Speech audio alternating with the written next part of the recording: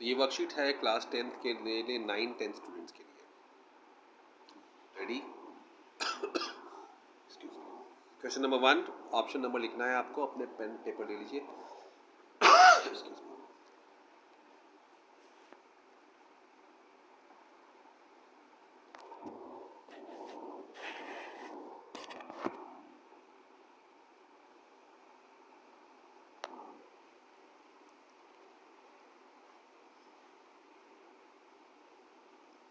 National movement की शुरुआत कैसे हुई थी? नेक्स्ट, राउलेट एक्ट कब पास हुआ था? राउलेट एक्ट, जिसने ये कहा था कि हम कोई भी इंडियन को कभी भी गिरफ्तार कर सकते हैं, जिसके खिलाफ ही जालियांवाला बाग में सभा बुलाई गई थी।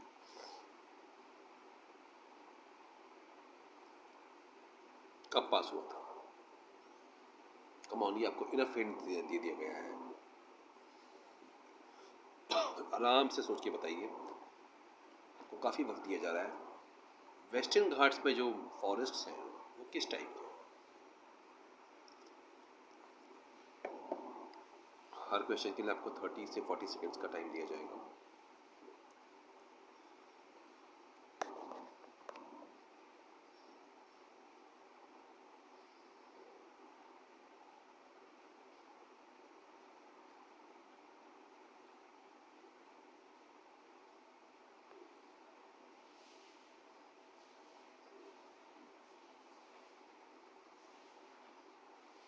चलिए बोलिए जल्दी से।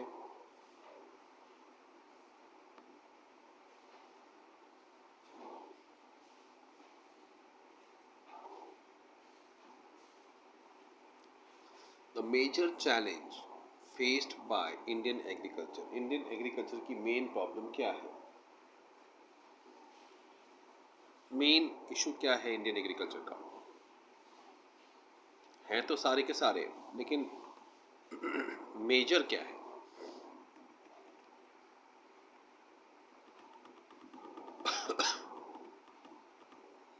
मेजर इशू, सबसे बड़ी समस्या आपके हिसाब से क्या है? Okay, next question. ये एक्स स्क्वायर है, X square plus 5x plus 6 is equal to 0। इसके स्क्वायर रूट्स हैं, रूट्स जो हैं अल्फ़ा एंड बीटा हैं, तो अल्फ़ा प्लस बीटा का वैल्यू क्या होगा?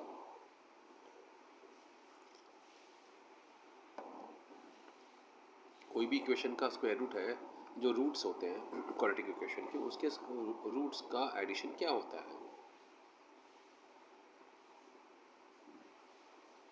फॉर्मूला है ना, easy question right.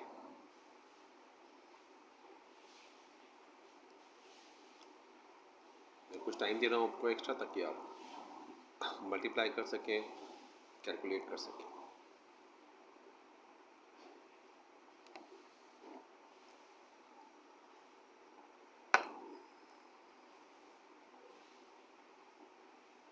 Distance between point this and point this, दो पॉइंट्स आपको दिए गए हैं। ग्राफ पे आप इसको डिस्टेंस मार्क करेंगे और बताएंगे कि दोनों में क्या डिफरेंस है।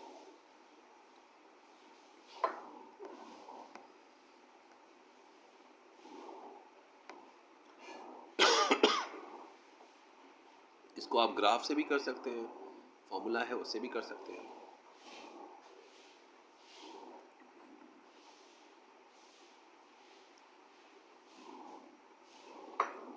इसके लिए फॉर्मूला भी दिया हुआ है।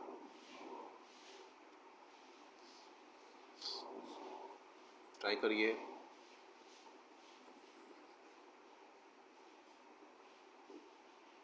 चलिए नेक्स्ट क्वेश्चन पे जाते हैं हम। हाँ, plants release water vapour into air, ये प्रोसेस कौन सा है? Plants release water vapour into air, ये तो इजी होना चाहिए आपके लिए।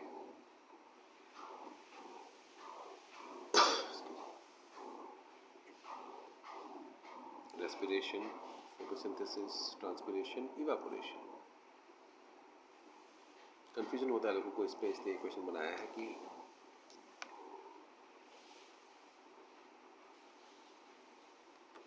लॉ ऑफ रिफ्लेक्शन क्या कहता है? लॉ ऑफ रिफ्लेक्शन क्या कहता है?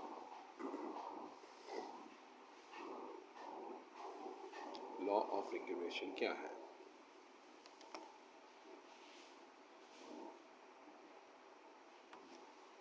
बताइए। Law of reflection, excuse me, easy है। चलिए, करंट प्राइम मिनिस्टर कौन है हमारे देश के?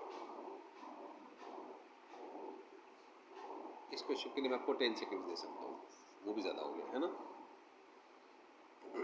उड़ता उड़ता क्वेश्चन है ये बता दीजिए हमको। The sustainable development goals aim to do what? Reduce poverty and equality, improve education and healthcare, protect the environment, all of the above. आपके हिसाब सस्टेनेबल, ध्यान दीजिएगा, सस्टेनेबल डेवलपमेंट गोल्स है, एक्सक्यूज मी, इमीडिएट नहीं है।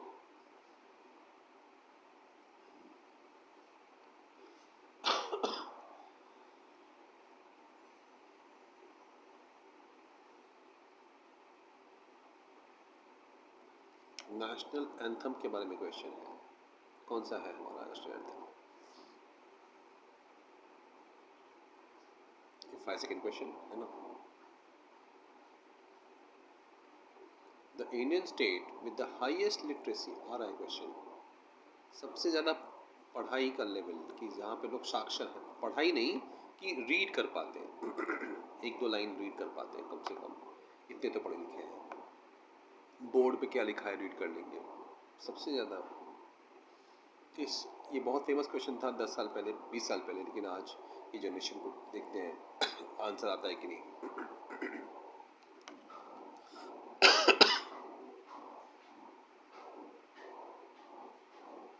मेक इन इंडिया इनिशिएटिव है एक, government ने स्टार्ट किया है, इसका एम क्या है?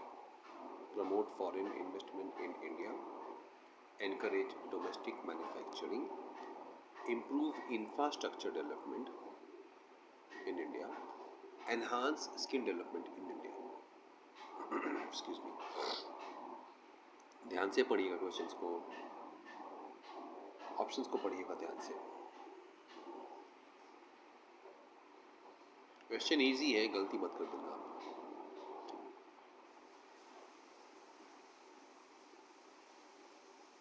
अगला क्वेश्चन, स्वच्छ भारत मिशन का एम क्या है? Improve sanitation and cleanliness, reduce poverty and inequality. ध्यान से देखिए, हो सकता है एक क्वेश्चन राइट हो, सब राइट हो, लेकिन आपको देखना है कि सबसे मोस्ट राइट आंसर क्या है, लीस्ट रॉन्ग क्या है। Enhance education and health care, protect the environment, Swachh Bharat Abhiyan, Swachh Bharat का क्या अभियान है? The Indian space research organisation ने लॉन्च किया था, क्या लॉन्च किया? Communication satellite. Indian space research organisation अभी फिलहाल इंडिया पाकिस्तान के वॉर में बहुत अहम भूमिका निभा रहा है। तो कौन से सैटेलाइट्स लॉन्च किए उन्होंने? कम्युनिकेशन वाले, नेविगेशन वाले, अर्थ ऑब्जर्वेशन वाले, ये सारे के सारे।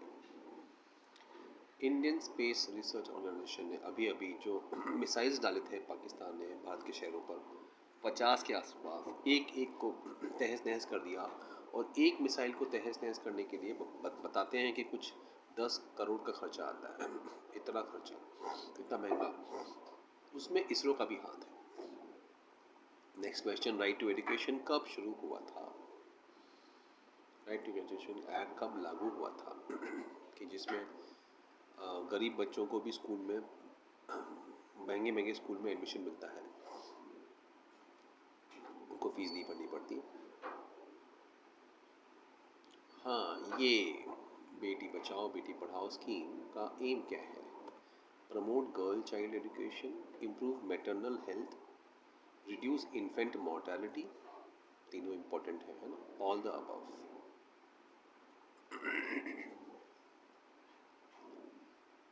क्या है इसका एम? डिजिटल इंडिया इनिशिएटिव है, उसका एम है improve digital structure in India, tower व्यवस्था, एनहांस डिजिटल लिटरेसी के लोगों को पता चले डिजिटल होता क्या है, प्रमोट ई गवर्नेंस कि सब कुछ ऑनलाइन हो, ट्रांजैक्शन यूपीआई की तरह, या ऑल ऑफ द अबव। तो ये चीज़ आपको पूछी जाएगी, सिंपल है। एक्सक्यूज मी, सारे के सारे आंसर्स एक जैसे लगेंगे आपको बस, लेकिन आपको ध्यान देना है कि क्या आंसर लिखा आपने। अटल पेंशन योजना, अटल बिहारी वाजपेयी जी के नाम से एक पेंशन योजना शुरू की गई थी। बताना है provide pension benefits to the unorganised sector, जो रोज़ के कामगार मजदूर हैं, डेली काम करते हैं, जिनको पेंशन नहीं मिलता, उनके लिए बना है। प्रमोट सेविंग्स एंड इन्वेस्टमेंट, कि आपकी सेविंग्स बढ़े, इन्वेस्टमेंट बढ़े, ये एम है। एनहेंस फाइनेंशियल इंक्लूजन, सारे लोग फाइनेंशियल सिस्टम में आ जाएं, या फिर सारे सारे के सारे अब नहीं है तो आज जाके पढ़ लेना घर पे, अगर आपको ये नहीं आता है तो। लास्ट क्वेश्चन, द प्रधानमंत्री जन धन योजना, ये भी अच्छा योजना है। इसमें क्या क्यों स्टार्ट किया गया? Provide financial inclusion to the unbanked, बहुत सारे लोग हैं जो गरीब हैं, जो बैंकिंग में है ही नहीं, उनको लाना। प्रमोट डिजिटल पेमेंट्स, यूपीआई वाला। एनहांस फाइनेंशियल लिटरेसी, कि सबको पता हो कि हाँ फाइनेंस के बारे में, पैसे के बारे में समझ लिटरेसी हो, या ऑल ऑफ द अबव। क्या आंसर है आपका?